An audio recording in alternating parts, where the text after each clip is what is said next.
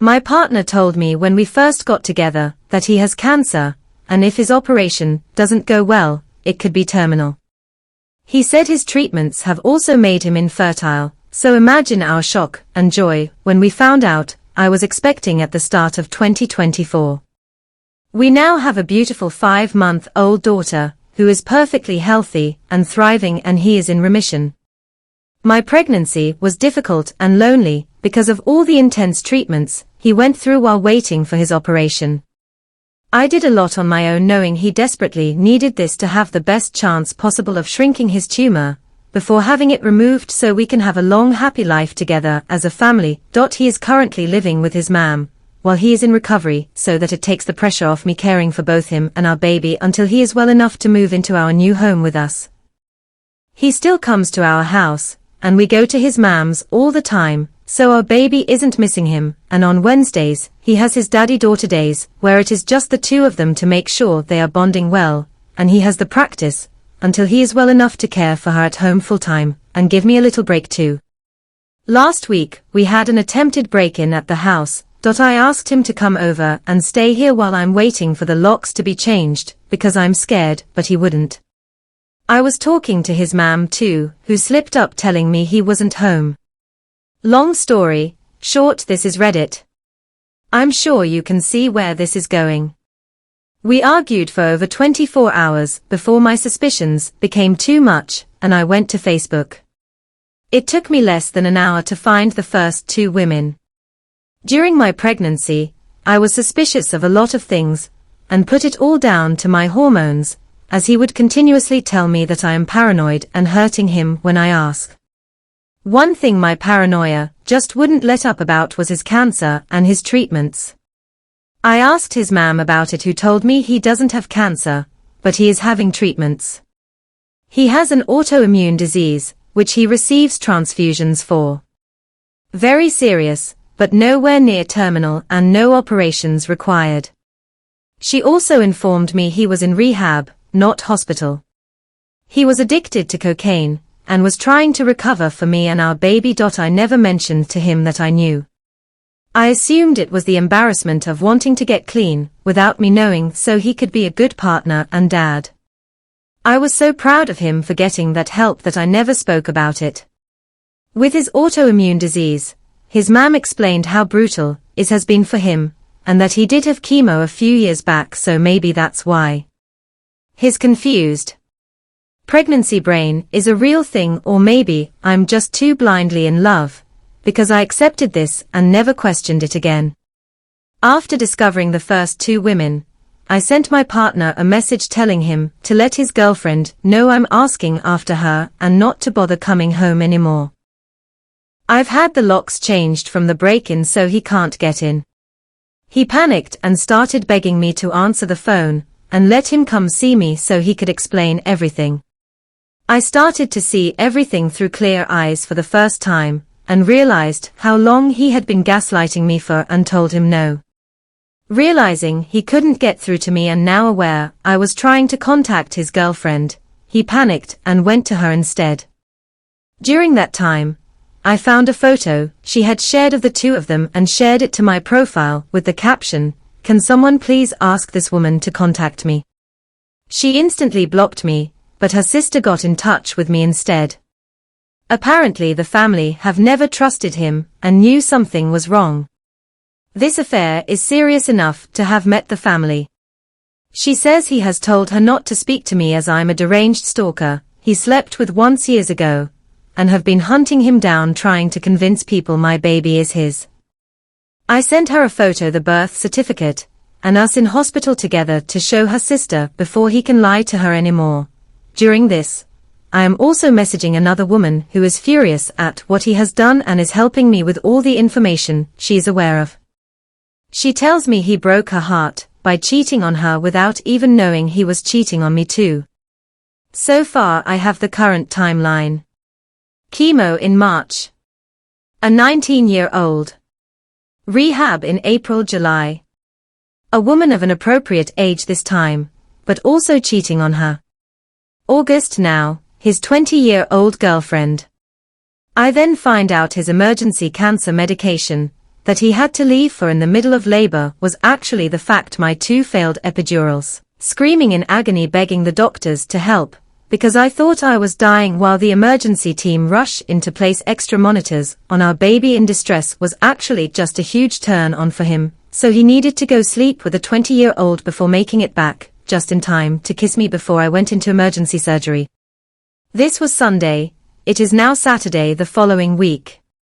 I made a post on Facebook calling out my partner for his actions, with photographs, medical notes and evidence, and asking people to leave me alone on Tuesday, after 48 hours of no sleep, multiple calls to the crisis team, and a barrage of harassment from his friends and family who want to sue me for character defamation. If this was a regular affair, I'd lick my wounds and move on, but I have now learnt I have been leaving my daughter alone with a drug addict, who is claiming he doesn't know me or his daughter to others, but demanding custody rights to me. Tens of women have now come forward who have also dated him during our relationship with no idea of me or each other. This is obviously really upsetting, but what upsets me the most is that I begin to notice a very worrying pattern. He has told every single one of these women that he has cancer and can't get them pregnant. I said my labor and delivery was difficult. I was induced due to an infection I had. My GP had told me I had an STI, and although I understood and took the treatment, and was induced, my madly in love pregnancy brain never accepted it as an STI, until I went back this week, and checked my hospital discharge notes, and it was there in big bold letters. Sensitive. Partner STI. He has been telling women that he has cancer, and can't get them pregnant, so they don't need protection, which led to an STI, which almost killed me and his daughter in labor, and he wasn't even there to be with us, because he was sleeping with a young girl who also believes he has cancer. I decided to let everyone know that he in fact does not have cancer by using a screenshot of his mom's messages. All the women he has slept with to make sure they take a pregnancy and STI test. All his friends who he has been guilting for years over his condition, and also social services, and the police for sexual endangerment. Me and my daughter now have safeguarding in place for us from a local organization for women leaving abusive relationships, so I feel very safe to reveal the truth about him and make sure all of his partners are safe and informed, seen as he couldn't uphold his legal obligation of declaring an STI. I guess his postpartum girlfriend will do it for him. I have also had contact from many of his old friends, band members and ex-partners, who have all gave me testimonies to use for the police, and as backup for if his mother does in fact try to sue me. This man has been lying and manipulating women for over 9 years. So far everyone is now aware of his lies, and I am waiting for my in-person meeting with the police. I can't imagine any updates from here, as it will only be a legal battle that probably can't be shared, but if anything else of interest comes to, I will make sure to write about it. Oh, also my partner is a primary school teacher. Some of the comments. It's come to light this week that his ex-partners have been reporting him for years to no avail. His mom is on the school board and her best friend is his head teacher. I'm hoping with the added element of social services this time, and an investigation into child endangerment for our daughter, they can't sweep it under the carpet any longer, escalating the situation. We're in the UK, his complaints have been escalated to LADO in the past, which is basically our version of what controls the school's judgment over any dangerous situations, but nothing happened. One of his exes have gave me all the details of their report to push that they ignored her, and it's escalated to this. Commenter, feel like we need a full name and link to his Facebook, or at very least to make sure he is up on Prick Advisor. OP, he deleted his Facebook after I made a post on there. He is the most convincing person you have ever met, but for the first time, someone proved him wrong by posting medical evidence and he couldn't take it. I am waiting on approval to join Prick Advisor UK and Are We Dating the Man Same Northeast to warn all the other women I couldn't find myself. Commenter, what STI did he pass to you? Has your baby been tested and or treated? OP. At the time I refused further testing in denial and regret it so much. I was just given a course of antibiotics, because my symptoms went. They left it at that for me.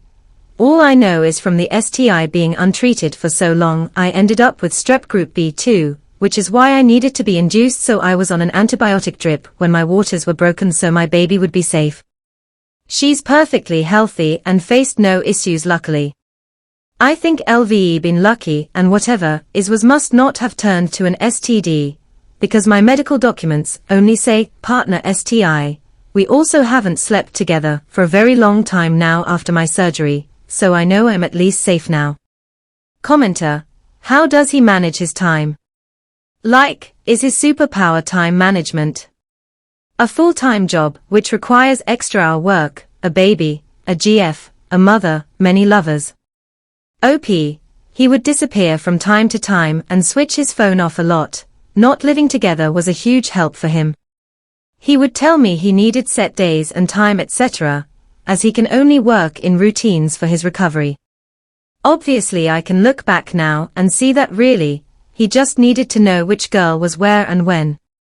I've been told by multiple people now that he will often just don't turn up to work, because he's on a bender, or at a woman's house, and I was kept in the dark, because his mam's best friend is the head teacher, and would cover for him. Commenter.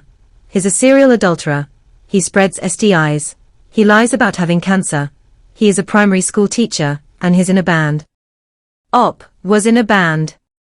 I've just found out this week that he wasn't kicked out in 2019 for having cancer like he told me, but kicked out in 2018, when his abusive behavior towards women was exposed and they cut all ties with him except one band member who didn't believe it and never mentioned anything about it to me, or gave me the heads up. Commenter. Is your BF my ex? Cause my ex was also a drug addict who faked cancer, and other health problems, while abusing me physically, mentally and sexually. Op. If he lives in the UK, and used to be in a feminist punk band, then there's a good chance.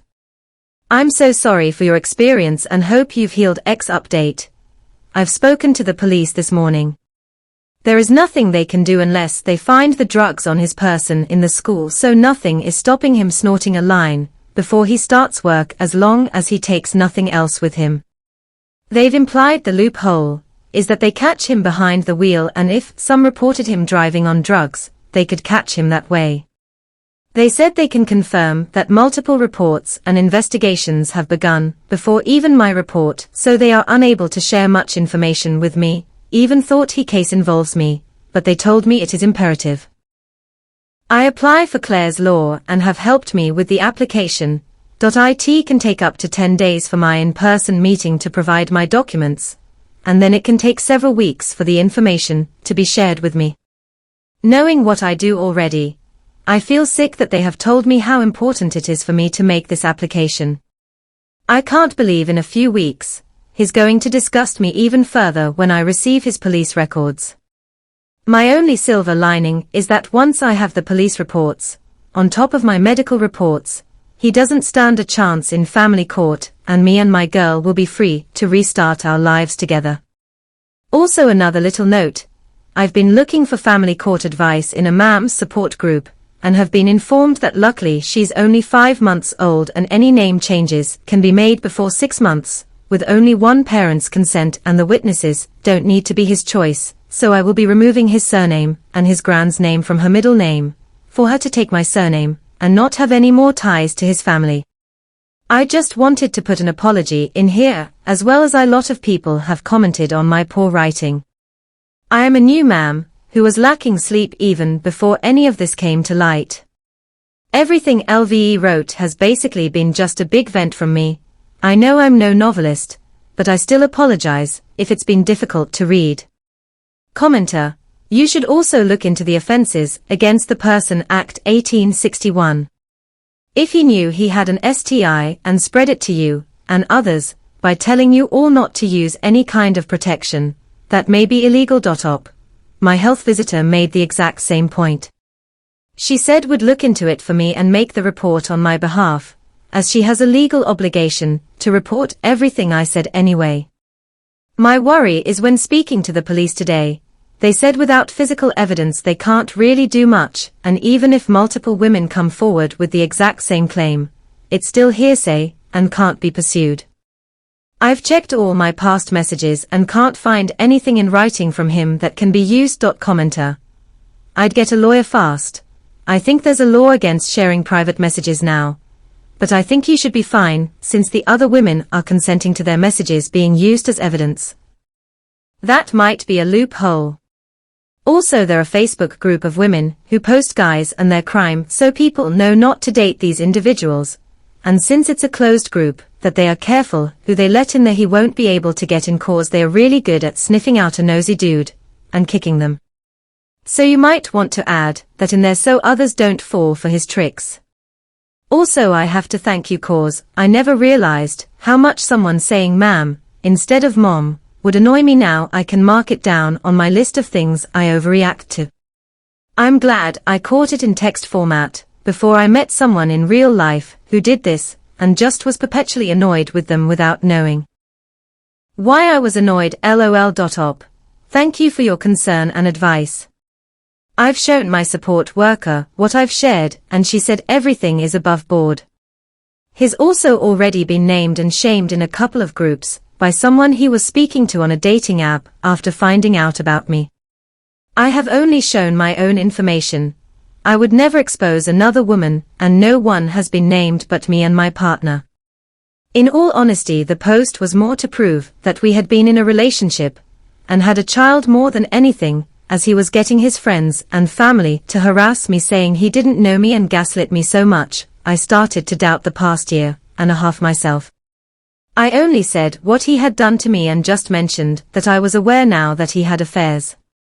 I've gone in much more detail here about things with the safety of being anonymous. I shared photos of us together, text messages of our boring lives, love you more, we need nappies, etc., and my medical records, showing the STI. In the UK, it's only illegal to show other people's messages without consent, and the only ones I have are saved to be used in court, with the women who have sent me them's consent, if it comes to it. As I am the one who had sent the messages I've shared and there is no defamation, my social worker thinks I'll be okay. Also sorry. LOL. In my part of the UK, ma'am, or mammy, is most commonly used, and then mum, or mummy, we never use mom. It's funny how different parts of the world speak the same language, but use completely different words. Commenter: OMG op, you are a queen. I'm so proud of your fierce determination to protect your baby, yourself and other potential victims. All this and you're a new mama. Lordy, you're a strong woman. Hope that guy's prick falls off. Bloody AH.op. I don't know why this was the comment that finally opened the floodgates for me, but thank you. I think they're happy tears. I've spent the last few months building up our run-down little council house. I managed to get us to make it into our dream home, all while caring for our little girl, and giving more love and support to him and his family than I've ever gave myself. She falls asleep at 12 or 1 am and I work through the night decorating and building furniture. I keep forgetting that I've just given birth. I haven't even recovered myself. He made me into a mouse of a person, and so dependent on him that I haven't felt strong at all. I think now I can see through clear eyes and realize how many women I've managed to help so far, and the work I'm putting into to protect the children as his school. I do feel more proud of myself and hope one day my baby girl will be proud of me too. This is all fake. And I 100% understand why someone would think and say that. I completely admit I used a clickbait title. I've never wrote a post before. Only read others, so just copied what LVE seen online for the title hook. I wish the rest was fabricated, but sadly, it's actually very condensed to focus on his lies about cancer. I haven't even touched on details of the argument around the attempted break-in which lead to this, why or how I found the other women on Facebook, or the argument with his new girlfriend and ma'am, which lead to me discovering the extent she has been covering for him. I don't even dare go into further details for people not believing the absolute show of the past week. I didn't even believe it myself. Update. 2. I have managed to provide enough evidence of drug use and emotional blackmail to the police to have a domestic abuse case opened. This is going straight past the school to the highest authority to keep him away from children. This is huge news and gives me such a relief in knowing my child and others will be safe. But I still have that awful feeling of guilt for him. Just 2 weeks ago we called each other bride and groom. I think it's going to take a while to grieve the person I thought I knew while dealing with the one I know now. I hope this is the point he actually goes to rehab, instead of lying about it and can find happiness and restart his life. I don't think I want to make any more updates now. I am unbelievably grateful for the kind words and advice, but I originally just wrote this to get my emotions out of my head to help me sleep better. I know I used a clickbaity title, but I did not expect my post to blow up like this. Thank you all for helping and making my emotions feel validated in an absolutely insane situation. Me and my little girl are going to be okay.